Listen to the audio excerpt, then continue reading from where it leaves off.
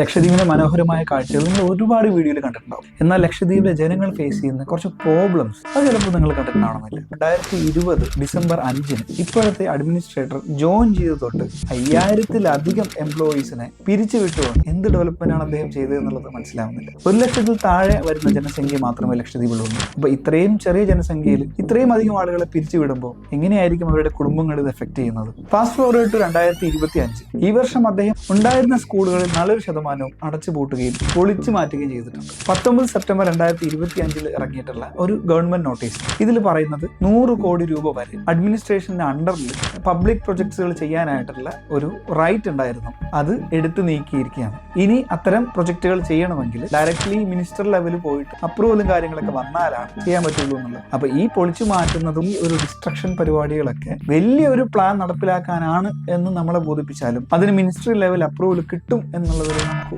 ഒരു ഉറപ്പുമില്ല. ട്രാൻസ്പോർട്ടേഷനെ ബാധിക്കുന്ന രീതിയിലും കുടിവെള്ളം അല്ലെങ്കിൽ വേസ്റ്റ് മാനേജ്മെന്റ്, എഡ്യൂക്കേഷൻ, ജോലി ഇങ്ങനെയുള്ള എല്ലാ മേഖലയിലും കൈയടത്തി കഴിഞ്ഞാൽ ആളുകൾ ബുദ്ധിമുട്ട് സഹിക്കാൻ വയ്യാതെ ഇവിടുന്ന് ഒരുപക്ഷെ പലായനം ചെയ്യും, കേരളത്തിലേക്കോ അല്ലെങ്കിൽ മറ്റുള്ള സ്ഥലങ്ങളിലേക്കോ. ഇങ്ങനെയൊക്കെ ചെയ്തിട്ട് ലക്ഷദ്വീപിലെ ജനങ്ങൾ ഒഴിഞ്ഞു പോകുന്നില്ലെങ്കിൽ അഡ്മിനിസ്ട്രേറ്ററിന്റെ കയ്യിൽ വേറെയും പദ്ധതിയുണ്ട്. ലക്ഷദ്വീപിലെ ഏറ്റവും ചെറിയ ദ്വീപാണ് ബിത്ര ദ്വീപ്. 1000-ൽ താഴെ ജനസംഖ്യയുള്ളൂ. 1 കിലോമീറ്ററിലും താഴെ ചുറ്റളവുള്ളൂ. അഡ്മിനിസ്ട്രേറ്റർ ഒരു പുതിയ ഉത്തരവിറക്കാണ്. ഇനി മുതൽ ഈ ദ്വീപ് ഡിഫൻസ് പർപ്പസിന് വേണ്ടി മാത്രമായിരിക്കും ഉപയോഗിക്കുന്നത്. ഇനി ഇത് ഈ ദ്വീപിന്റെ മാത്രം കാര്യമല്ല, ജനവാസമുള്ള മറ്റുള്ള ദ്വീപുകളിൽ ആളുകളുടെ കൺസെന്റ് ഇല്ലാതെ ഭൂമി കയ്യേറ്റം നടന്നുകൊണ്ടിരിക്കുകയാണ്. അങ്ങനെ സംഭവിക്കുകയാണെങ്കിൽ അദാനിക്കോ അംബാനിക്കോ ഒക്കെ ആയിട്ട് വലിയ ഒരു ടൂറിസം പാക്കേജ് പോലെ ലക്ഷദ്വീപിനെ അവർക്ക് സമർപ്പിക്കാൻ സാധിക്കും. അങ്ങനെയാണെങ്കിൽ വലിയൊരു കമ്മീഷൻ തന്നെ ഒരു പക്ഷേ ഈ ഒരു ഗവൺമെന്റിന് കിട്ടാൻ സാധ്യതയുണ്ട്. അതായിരിക്കണം ഇതിന്റെ പുറകിലുള്ള ലക്ഷ്യം. പിന്നെ ഈ കാര്യങ്ങളൊക്കെ നിങ്ങളിലേക്ക് അധികം എത്തിയിട്ടുണ്ടാവില്ല, കാരണം മീഡിയ പ്രസൻസ് ലക്ഷദ്വീപിൽ വളരെ കുറവാണ്. അപ്പോൾ നമ്മളാണ് മീഡിയ. മാക്സിമം ഈ വീഡിയോ നമ്മൾ അധികാരപ്പെട്ട ആളുകളിലേക്ക് എത്തിക്കാൻ സാധിക്കുകയാണെങ്കിൽ